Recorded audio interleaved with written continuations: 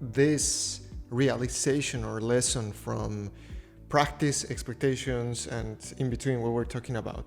What happens when someone has practiced enough, has all the muscle, all the memory muscle, or all the performance has been nailed down to the point, but when it's time to perform, there is stage fright.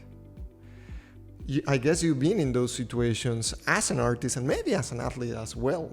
How do you deal with stage fright, even knowing that you're super prepared? And this is a funny thing, because I'm realizing how the mind is so tricky that if it's not this trap, there is another trap and another trap.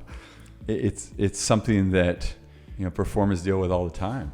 And Taylor Brown, who's a mindful performance coach, talked about, you know, just how we have to, those things are going to be there. We can't expect that you show up for a really important moment in your life and that you're not going to have fear, anxiety, stress, whatever. And if you're doing a physical activity, whether it's performance or sport, that stress is going to affect your body, the tension in your body, the way you breathe, all those things. So it's even more important that you're aware that those things are going to come up and that they're going to affect your body, which if your body is your instrument, so if you're a dancer, singer, actor, anything where your body is expressing your art, then you better have a really good grasp of how to calm your nerves down. So one thing that just happened is in the interview that I was talking to an MMA fighter, he was talking about how do you get ready for a fight, you know, where you're going to literally go out there and fight for your life. And he talks about breathing and getting in kind of a parasympathetic state. And I think for me, going back to like talking to my father, that was a way for me to not just like settle my body down, but also connect with something that was more important than the stress. Right? Like the stress didn't go away. The anxiety, the stage fright in a sense didn't go away. I just didn't focus on it. Like I knew that there were people in the audience that was important, that were there, that I really wanted to impress, or I wanted them to like the show. But I wasn't focused on like, oh my God, what will he think? I'm focused on, I'm going to do great for my father. I'm going to express myself at my best ability, you know, and so it superseded the anxiety and those other what we call negative emotions, and it allowed me to flow and to let my body kind of relax into what I was doing.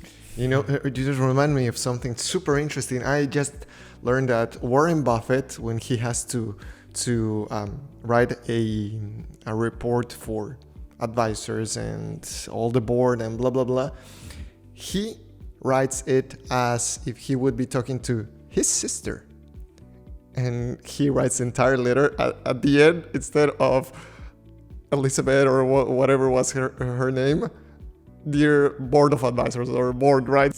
So he changes the entire focus, like you said. In this case, he was performing on a business side, let's say, with that report that he was creating. And in your case, it is the performance. And even though there are stakes there, people expecting something from you, you are actually more focused in your personal commitment. In this case, how you want your dad to have experienced this one. Is that? Yeah, I think sometimes it really is helpful to actually put somebody out in the audience who's like, I'm communicating to them, right? Because that person may be like someone who loves you and you're not feeling judged by that person out there.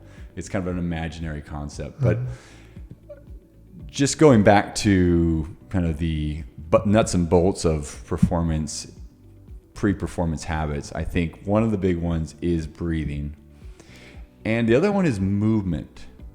And I don't mean like jumping jacks. I mean some sort of movement that allows your body to just be expressive and free up. You know, if we sit and kind of just stew or get nervous, that kind of pent up energy can be kind of rigid.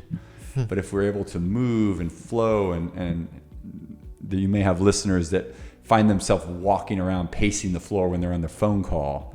Like that's kind of, there are people that are very kind of physically more expressive when they're moving, and they're kind of in a flow state in a sense. And Phil DeRue just talked about how he shadow boxes before he presents to groups. He's not about to go for a fight. He's about to present in front of trainers and people in the industry, but he shadow boxes because it puts him in a flow state. It allows his movement and his breath to kind of be repetitive and relaxes him. And so, I mean, we shouldn't all shadow box because that's not what we do, right? Unless you're, have that background. But find something that allows you to move freely and expressively. And so there's actually like acting and singing techniques that help free the body up to be more expressive and be more open, that you would learn in some sort of a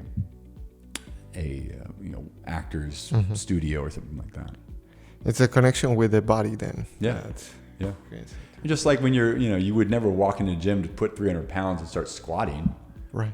You got to warm up. You got to do your mobility. You got to start with 135 pounds, work up to 225, 275. Maybe you do to 300. Those things, like it would make no sense to just throw 300 pounds on a bench press and try to do it. Like you got to warm up. And just like any kind of performance, if you expect to show up at your best, you got to show up. You got to warm up in some way, shape, or form, so that your brain and your body are ready for that moment.